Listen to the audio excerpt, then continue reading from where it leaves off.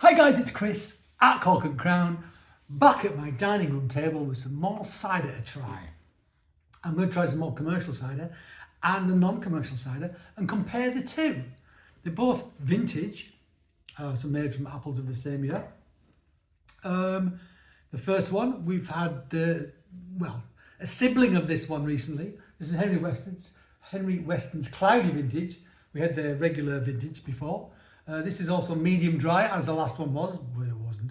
Full-bodied and fruity character, 7.3%. What does it say? Henry Weston's Cloudy is produced only from apples of a single year's harvest. Our vintage ciders are always slowly matured and spend time in traditional oak vats, which ensures an exceptional taste. I haven't had a drink yet, I can't talk. It doesn't ensure an exceptional taste being in an oak vat. I've had lots of things out of oak vats that tasted bad. So that's written by somebody who doesn't make cider. 7.3. It's got this geographic origin protection thing on here as well. The second one doesn't. The second one is from Gwatkin's. Gwatkin's vintage, there you go. Medium dry, 5%, so 2.3% less than the Westons, which is interesting. The ingredients aren't on this one. At least I couldn't find the ingredients last time. I'm going to look again, just in case it has some ingredients on it. No, it doesn't. It says something about sulfur. Yeah, no, it doesn't. This says ingredients: apple juice, pure sugar, sulfites, trace. So wild yeast in that one. Sulfites, but that's pretty normal, you know, if you're harvesting for most people. They're not putting sulfites in the bottle at bottling. That's a bigger problem. They're adding a very small amount at the beginning to inhibit any bad microbes. But the thing is, wild yeast is tough. So it's very, very small, about less than 50 parts per million of sulfur. The wild yeast can stand, but the things you don't want to get in there can't stand. You know, it gets rid of them, it inhibits them. So it's a very small amount. It means that you get something which is, you know, clean and tasty. And I mean, some people say, I don't want anything in there at all. That's fine. That's up to the individual cider maker, what they want to do.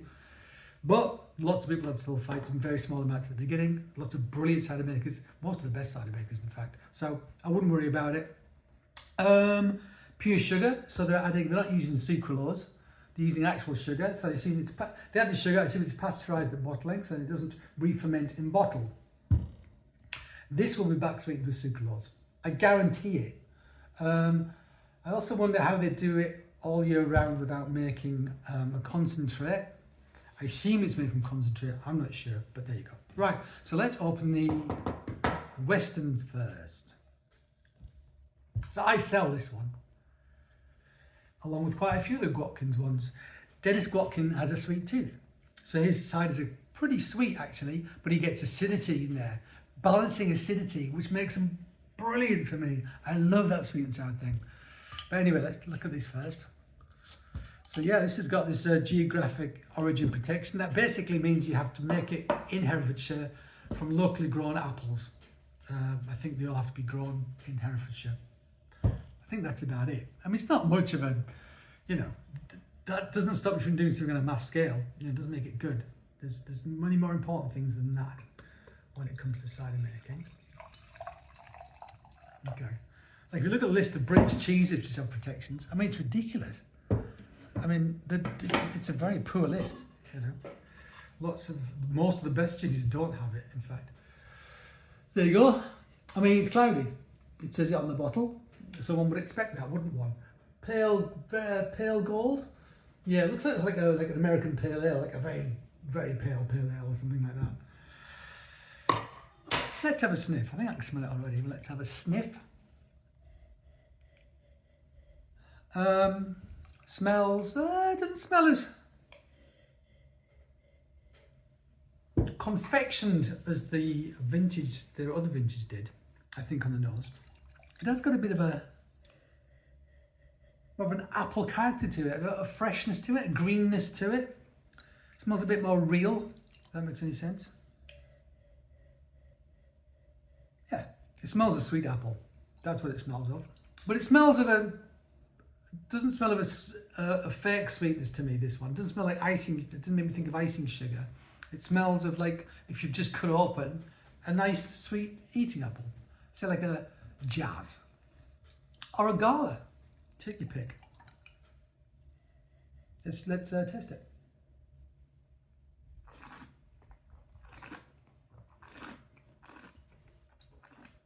It's a bit cold. I'm going to have a little bit more.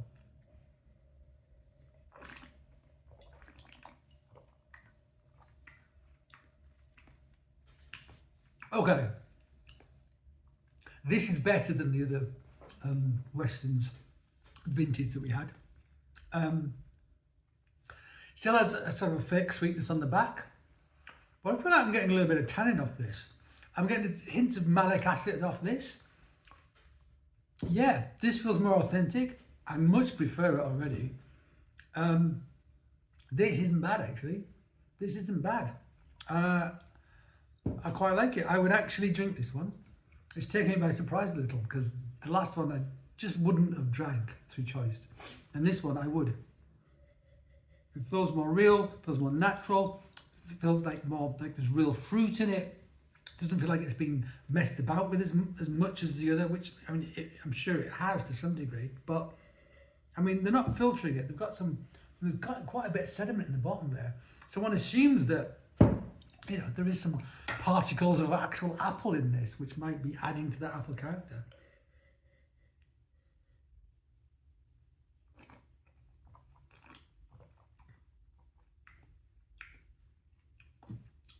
That's all right. That's all right. I thought that they're, oh no, I'm thinking of Thatcher's, aren't I? Pardon me. I was going to say about the Rascal, that's Thatcher's. I mean, to be honest, I did prefer their standard vintage to the Thatcher's by quite some margin. I really did. I think this is better than the other one. I would drink that. It's very cold, I must say. So it might be masking some flavour. But actually, that's all right.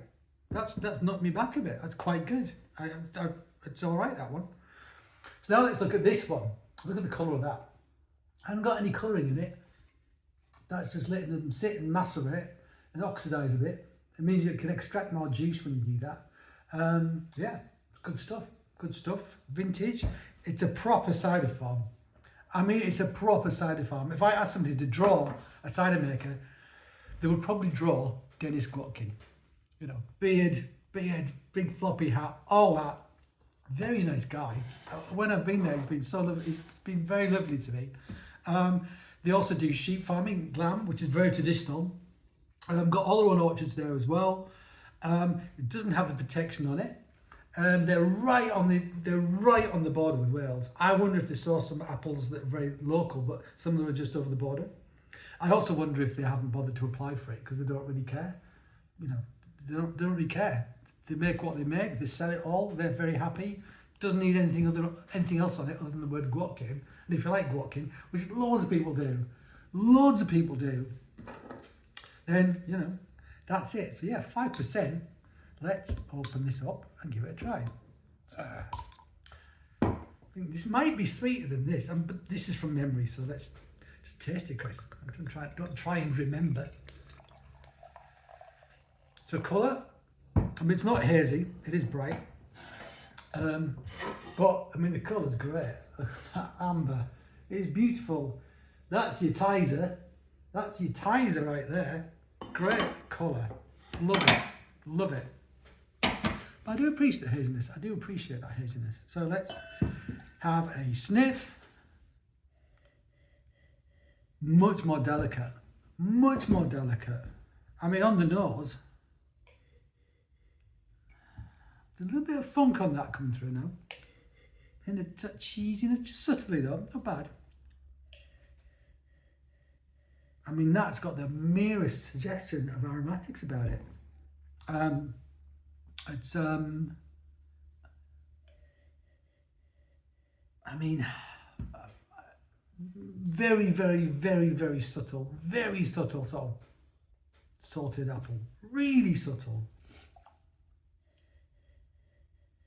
Again, very cold though, which will inhibit the aromatics. I'm getting a little bit more, okay.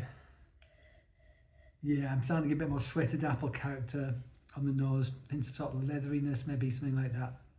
Let's try it.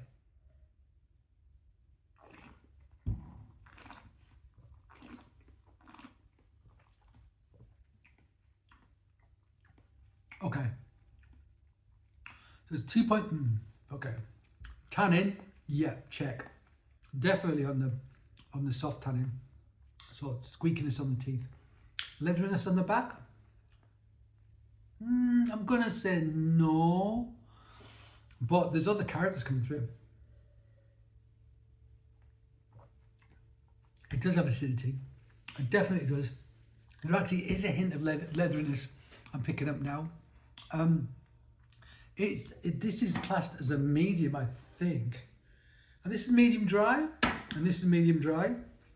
I think this is drier than this though, which is what I would expect. But then Gwatkin's got a sweet tooth, so their medium dries are probably sweeter than most people's. Hang on a sec.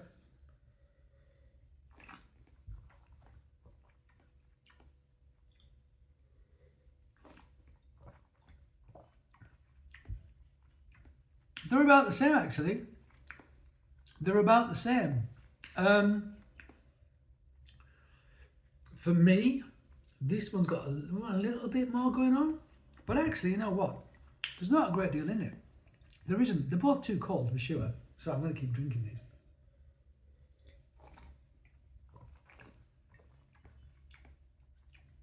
Yeah.